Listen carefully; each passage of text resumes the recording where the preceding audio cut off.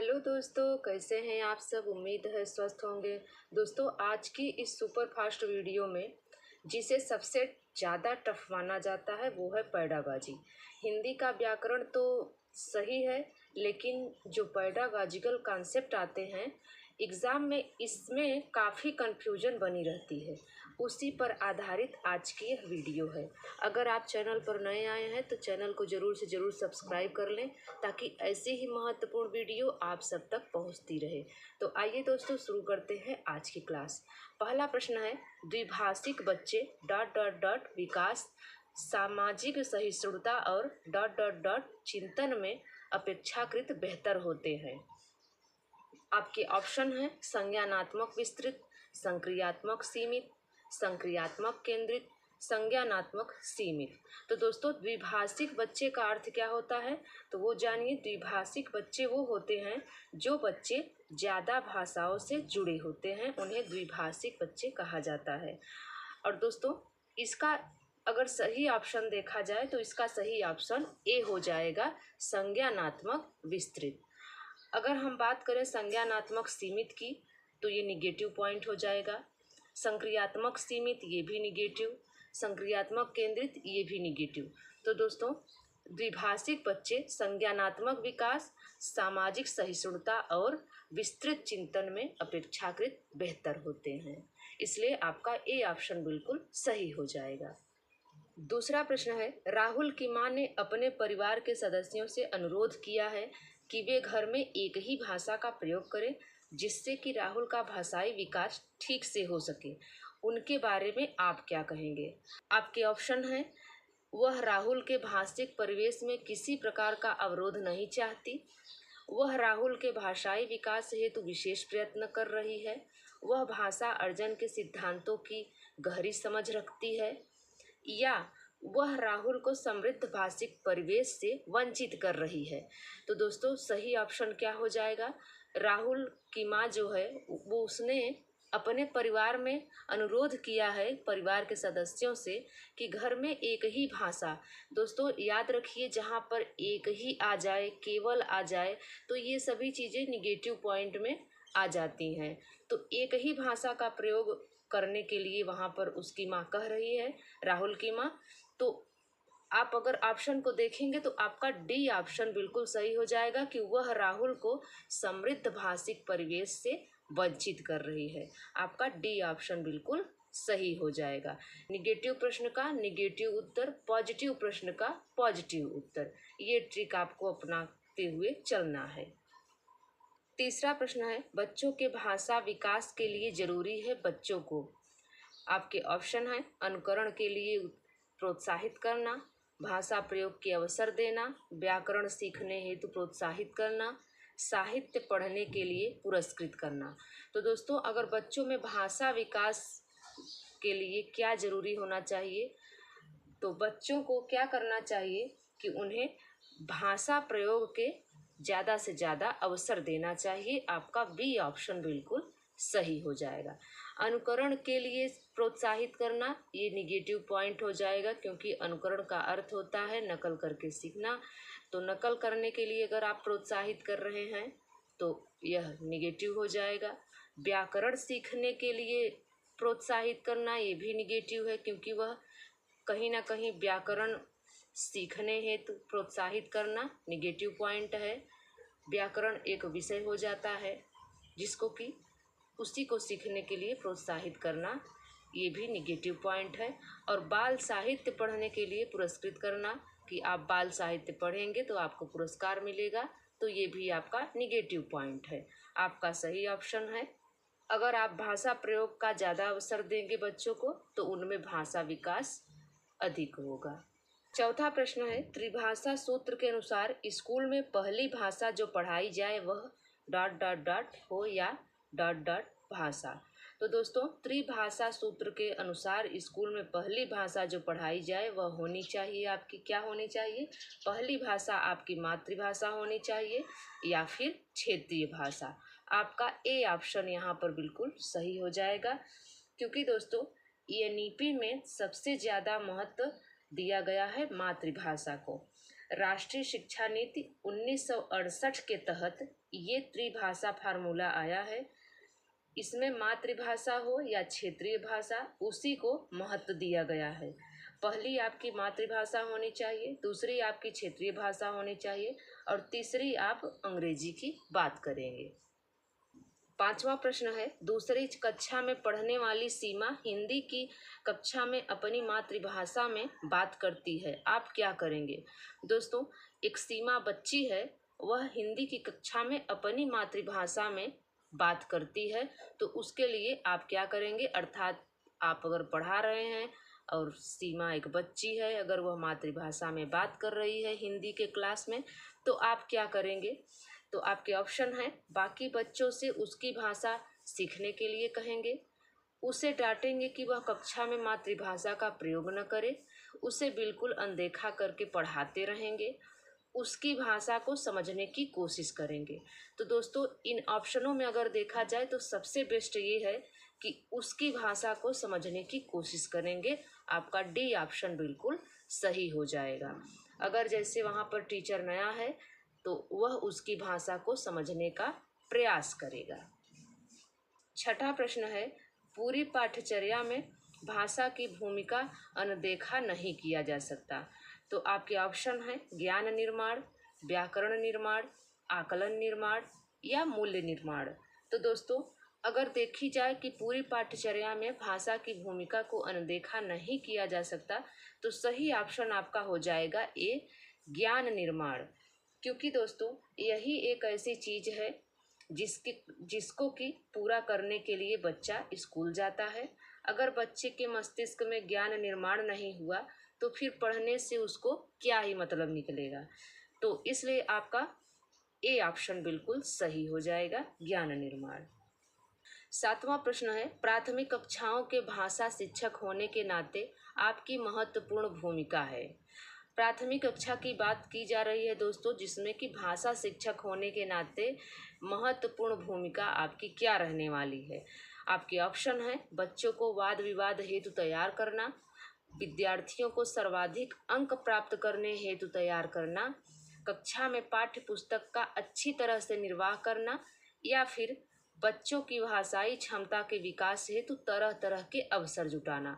तो दोस्तों, अगर इन ऑप्शनों में आप देखेंगे तो आप एक ट्रिक याद कर लीजिए कि जब आपको कोई भी उत्तर न आता हो तो सबसे बेहतरीन ये ट्रिक है कि आप पॉजिटिव उत्तर को ही आप चुनिए। तो यहाँ पर देखिए, बच्चों की भाषाई क्षमता के विकास हेतु तरह तरह के अवसर जुटाना, जहाँ पर अवसर आ जाए, प्रोत्साहित करने की बात आ जाए, तो वहाँ पर आपका सही हो जाता है डी ऑप्शन।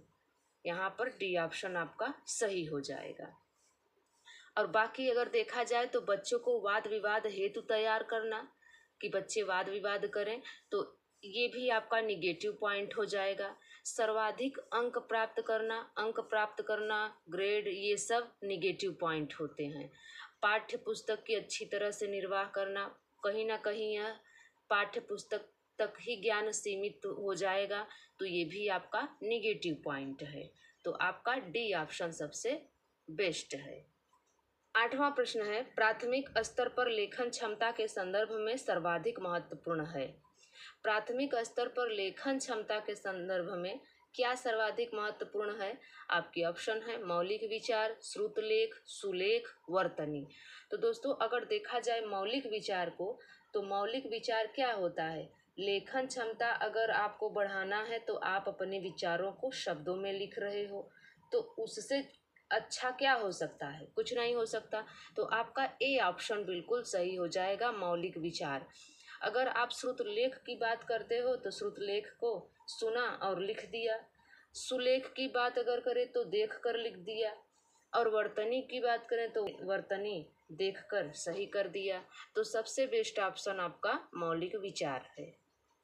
अगला प्रश्न है, बहुभाषिकता हमारी डॉट डॉट डॉट भी है और हमारी संस्कृति, सभ्यता व डॉट डॉट डॉट का अभिन्न अंश भी है।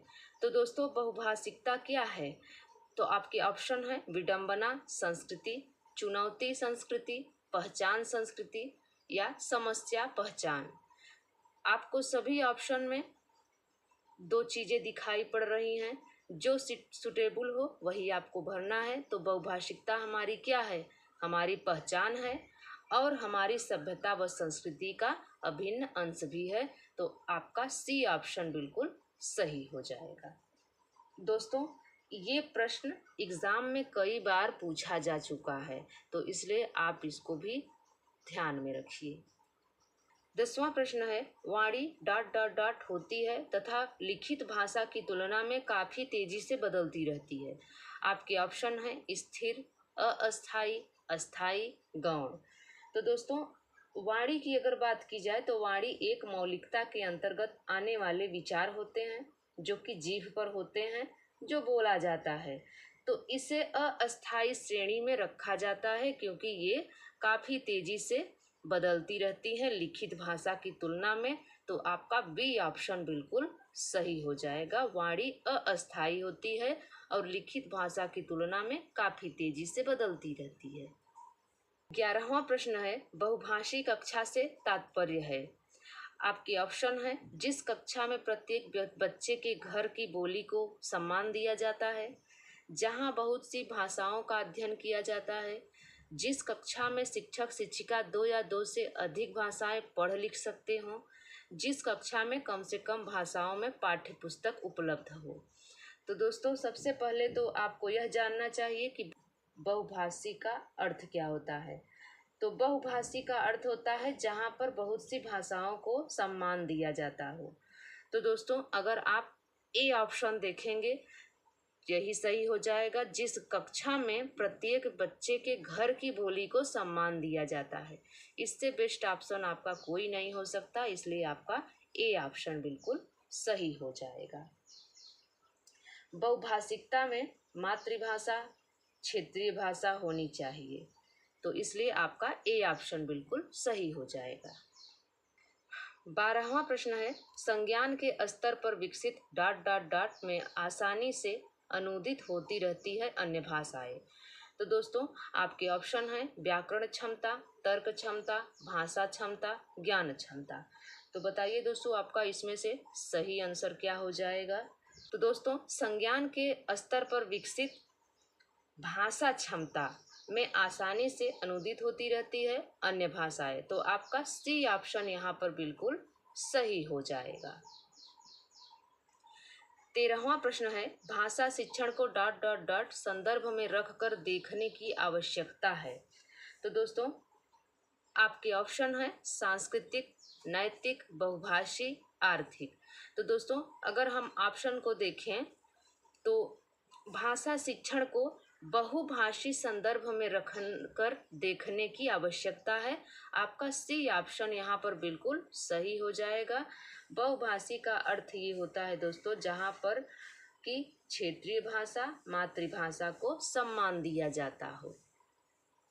14वां प्रश्न है, संयुक्त परिवारों में बच्चों का भाषा विकास अपेक्षाकृत बेहतर होता है, इसका आधार है। आपके ऑप्शन है बड़ों की परिपक्व भाषा, बच्चों द्वारा बड़ों का अनुकरण, परस्पर अंतःक्रिया, परस्पर प्रश्नोत्तर। तो दोस्तों, अगर हम परिवार की बात करें तो परिवार दो प्रकार के होते हैं। एक होता है एकल परिवार और दूसरा है संयुक्त परिवार। तो एकल परिवार में माता पिता और उनके अविवाहित बच्चे होते हैं और संयुक्त परिवार में माता पिता, अविवाहित बच्चे, दादा दादी, चाचा चाची, ये सभी आते हैं। तो जहाँ पर अधिक सदस्य रहते हैं तो वहाँ पर भाषा का विकास बेहतर होता है परस्पर अंतःक्रिया से। आपका सी ऑप्शन बिल्कुल सही हो जाएगा यहाँ पर।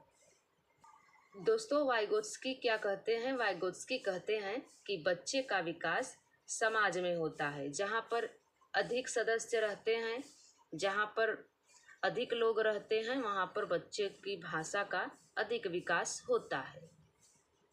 अगला प्रश्न है, प्राथमिक स्तर पर भाषा सीखने सिखाने की सबसे पहली शर्त है। आपके ऑप्शन है सरल पाठ्य पुस्तक, निवेश समृद्धि संप्रेषण का वातावरण, बाल साहित्यकारों का साहित्य, चार्ट पोस्टर से सुसज्जित कक्षा।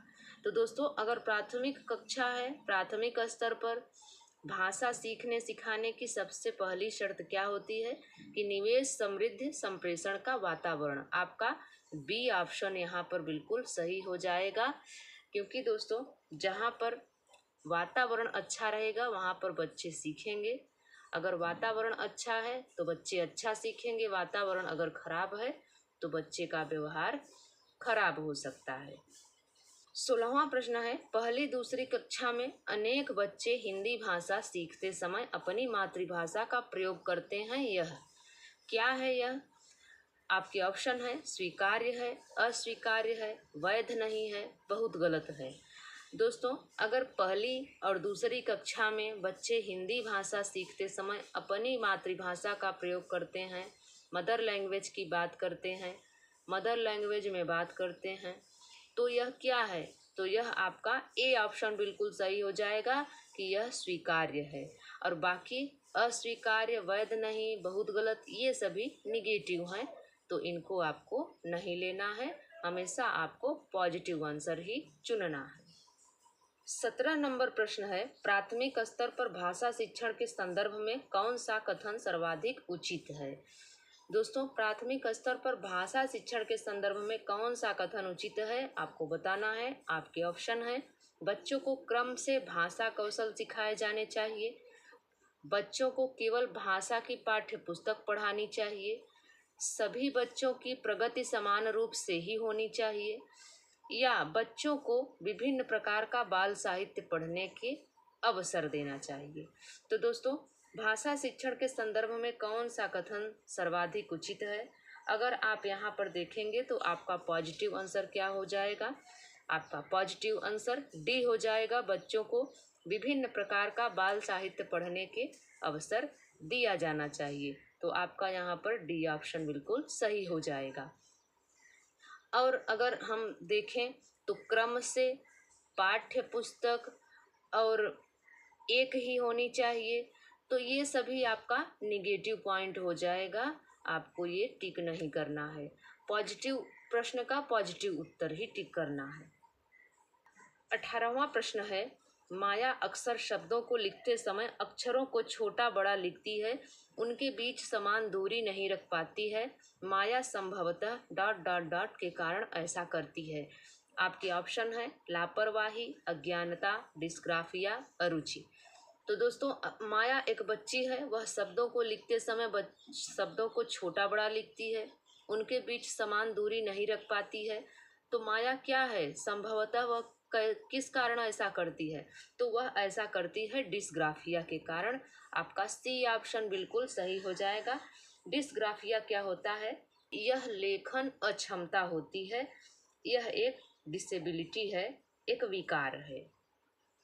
19वां प्रश्न है, पोर्टफोलियो में मदद करता है, क्या मदद करता है? आपके ऑप्शन है कार्य को संचित, बच्चों को भयमुक्त वातावरण, समस्त क्षमताओं की जानकारी देने, क्रमिक प्रगति का आकलन करने।